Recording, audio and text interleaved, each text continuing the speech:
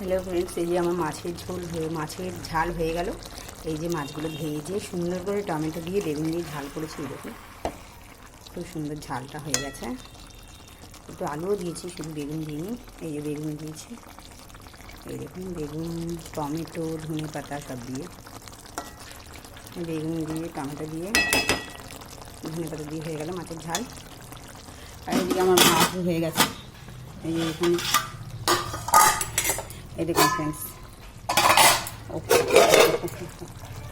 মাছের ঝালটা হয়ে যায়। খুব গরম লাগে হাতে, এই জন্য আওয়াজ করে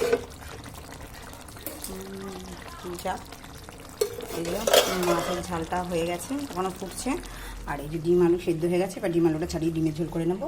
আর এদিকে এই যে ভাতও হয়ে গেছে আমার। ভাতে 3টে ডিম করলাম, আর একটা ডিম আমি অমলেট করবো, ব্যাস হয়ে গেল। এবার আমার বাকি রইলো আর কুমড়োর তরকারি করবো, আর ফুল দিয়ে টমেটো দিয়ে চাটনি করবো। Tata, bye bye.